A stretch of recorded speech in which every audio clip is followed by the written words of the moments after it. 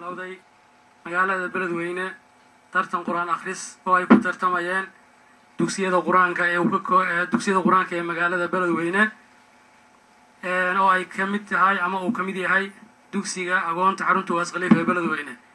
sidoo kale waxaa isla magaalada beledweyne ka socday tartan quraan akhris oo ay ku tartamayeen dhammaan degmooyinka uu ka kooban yahay gobolka hiiraan. sidaas oo kale dugsiyadaas quraanka ee tartanka ku lahaa ama ku tartamayeen degmooyinka gobolka hiiraan ayaa waxaa dugsidii ka qayb galay kamid ahaa dugsiga quraanka ee ardayda xarunta agoonta waas khaliif ee beledweyne. tartankaas oo shalay ay taariikhda eeday 11 bishii Ramadaan 1932 ama 11 bishii Agoosto ee 2012 lagu soo gabagabeeyay magaalada beledweyne. haddaba tartankaas ayaa waxaa loo tartamay ama loo qaybiyay quraanka 3 qaybood. ardada inay qayb ku tartanto 30 juz, qaybna 20 juz, qaybna 10 juz. haddaba dugsiyada quraanka ardadii ku tartamaysay 30 juz ee dugsiyada quraanka magaalada beledweyne waxaa kaalinta koowaad galay arday ka socda dugsiga agoonta xarunta waas khaliif ee beledweyne oo lagu magacaabo Axmed Cabdullaahi Xasan Axmed Haadi. ilaahay baa mahadaas iska leh. maaragtay sodomeeyo dugsi quraan oo ay ka socdaan maaragtay dhowr boqol oo arday inuu kaalinta koowaad 30 juz u galo. wiil agoon ah oo aabihiis waayay oo maaragtay 30 juz uu nambarka koowaad ka galo. Axmed Haadi ma aan markii ugu horeysay ee uu kaalinta koowaad 30 juz ka galo. ramadaankii hore ayay eeday markii uu 129 arday oo ka kala socday 29 dugsi uu nambarka koowaad galay. waxaa 20 juz ee tartankaas ay tartamayeen dugsiyada quraanka ee magaalada beledweyne. tartankii 20 juz sidoo kale waxaa kaalinta koowaad soo galay isna arday ka socda dugsiga agoonta xarunta waas khaliif ee beledweyne. Allahu akbar. oo lagu magacaabo isagana Maxamed Cabdi Ciidoole. labadaba 20 juz iyo 30 juz dugsiyada quraanka ee magaalada beledweyne dhammaan waxaa kaalinta koowaad 30 juz galay wiil ka socda ama agoon ah xarunta agoonta waas khaliif ee beledweyne. 20 juzna sidoo kale agoon ka socda dugsiga agoonta xarunta waas khaliif ee beledweyne. abaalmarina ay kala heleen labadaas arday 30 juz agoonkii galay waxaa la siiyey $200 oo abaalmarin ah, halka uu 20 juz ninkii nambarka koowaad ama kaalinta koowaad galay la siiyey $150. haddii aan dhanka kale u jaleecno dugsiyadii quraanka ardadii ku tartamaysay ee ka kala socotay degmooyinka uu ka kooban yahay gobolka hiiraan dhammaantood ayagana sidaas oo kaleeto ayaa 30 juz, 20 juz iyo 10 juz ayay u kala tartamayeen. 30 juz ee ardadii ka kala socotay degmooyinka uu ka kooban gobolka hiiraan dhammaantood waxaa kaalinta koowaad galay isla ardaygii ama agoonkii ka socday xarunta agoonta waas khaliif ee beledweyne oo 30 juz degmada beledweyne kow ka galay isagoo abaalmarin u helay $250. ilaahay ha u barakeeyo.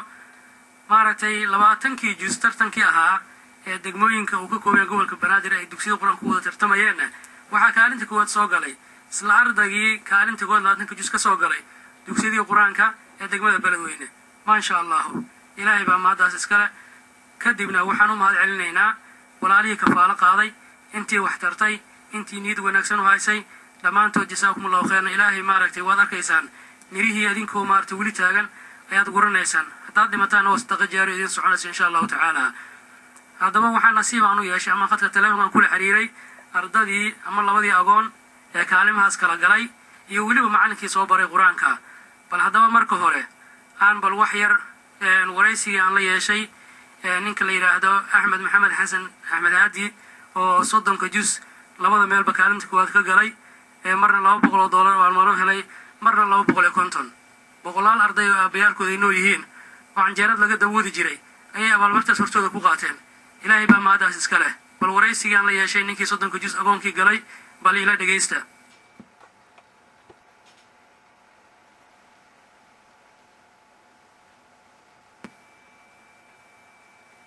السلام عليكم ورحمة الله. الله وبركاته. magacaaga reer marka hore magacaaga saddexaad ii sheeg. أحمد عبد الله حسن أحمد هادي يورن بل ترتن قرآن أخرس آيات كتاب قشي ومقالات beledweyne. waa gartay ma juz ayaad ku tartamaysa markaa waxaa ku tartamayay soddonka jus. soddonka jus oo ku tartamaysay kaalintee gashay waxaa oo kaalinta koowaad. kaalinta koowaad gashay maasha allahu. markaad magaalada beledweyne tartanka dugsiyada qur-aanka ka qayb galaysay abaalmarin maxaad u heshay marka hore dhowr tartan ayaa jirtay. tartanka laba nooc ayuu ahaa.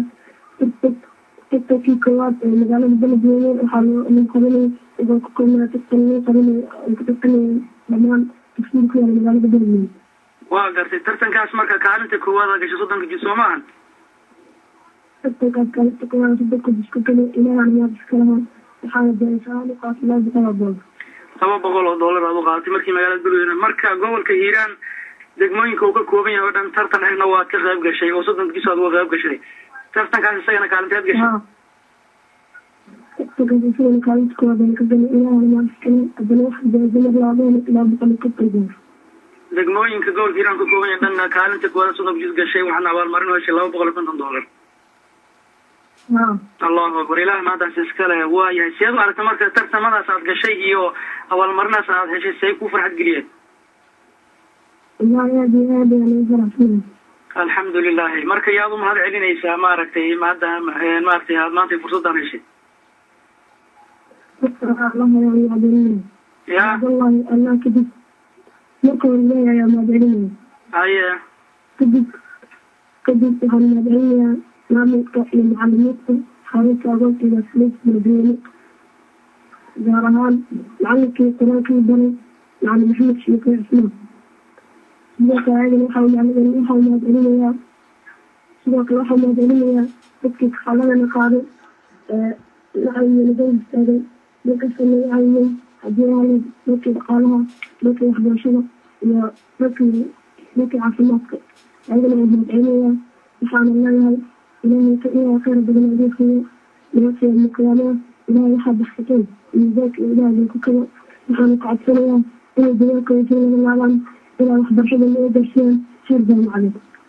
maasha allah jazaaka allahu khayr axmed haadi. anigana sidaas oo kaleto waxaan kulina ilaahay idin ku xifdiyo waxaad barateen intii ka qayb qaadatay ama kafaaladiina qaaday ama maaragtay qayb ka geysatay wixii la ekaataba ayagan ilaahay miisaanka xasanaadka uu kabo wax lagu farxo waaye insha allah. wasalaamu calaykum waraxmatullahi wabarakaatu. kaasi waxa uu ahaa axmed cabdullaahi xasan axmed haadi oo soddonkii jus ee tartanka qur-aanka kariimka ah labada kaalimoodba waa degmada beledweyne iyo guud ahaan gobolka hiiraanba kaalinta koowaad galay. waa agoon ka socda xarunta agoonta uwas khaliifa beledweyne. bal markaana maxamed cabdi ciidoole oo isaguna galay kaalimaha koowaad ee 20kii jus tartankii ahaay mar dugsiyada qur-aanka ee degmada beledweyne ka galay 20ka jus kaalinta koowaad marna degmooyinka gobolka hiiraan ka galay kaalinta koowaad. bal isagana waraysigii aan la yeelanay markii aan khadka telefonka kula xiriirnay bal ila dhegaysta.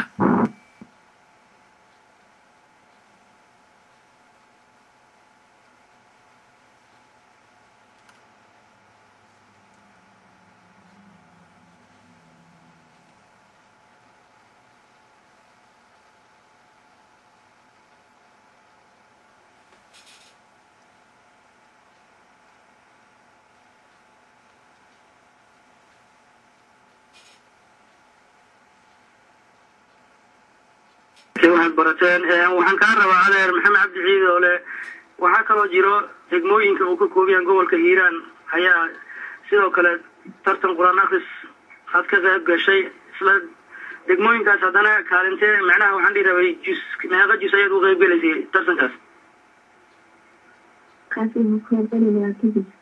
isla 20ka jus ayaad uga qayb gelaysay degmooyinka gobolka hiiraan.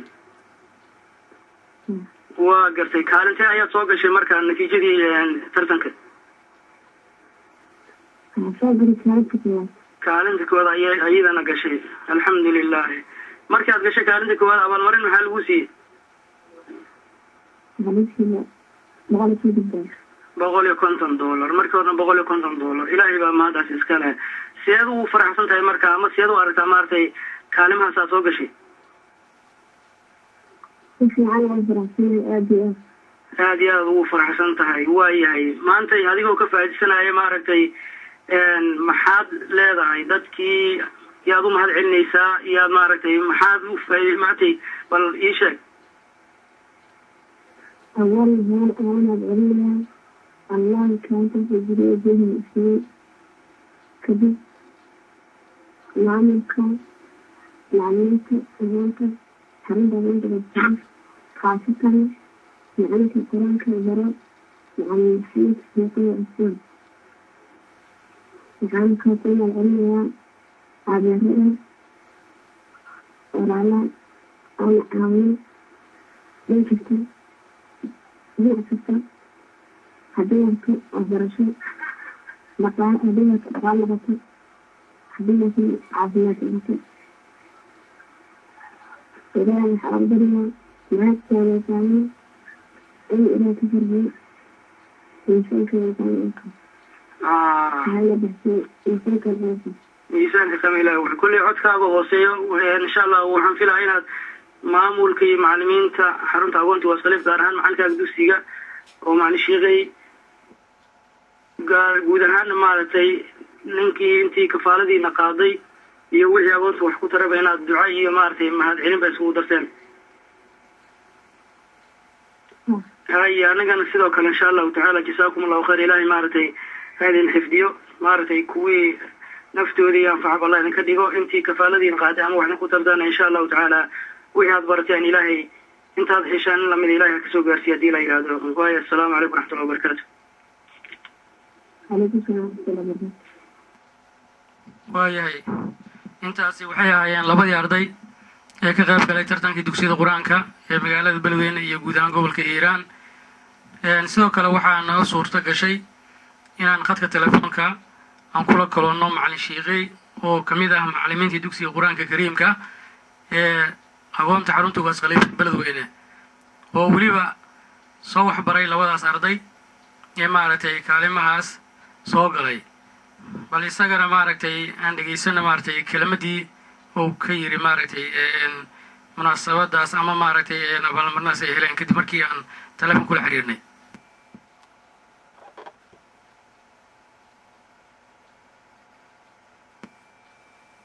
macallin marka hore magacaagu saddexan magacaygu waxaa la yidhahdaa macallin maxamed sheekhay cismaan baa la yidhahdaa waxaan ahay macallimiinta xarunta aqoonta iyo khaliif wax ka dhigto khaasatan qur-aanka dhigo ayaan ahay marka ilaahay baa ku mahadsan subxaanahu watacaala guusha aan gaarnay ama guusha uuna gaarsiiyey oo ilmaha ardayda macallimiinka aan u ahayn ama khaasatan macalinka aan u ahay guusha ay galeen ilaahay baa ku mahadsan kadibna raggii kafaalo qaaday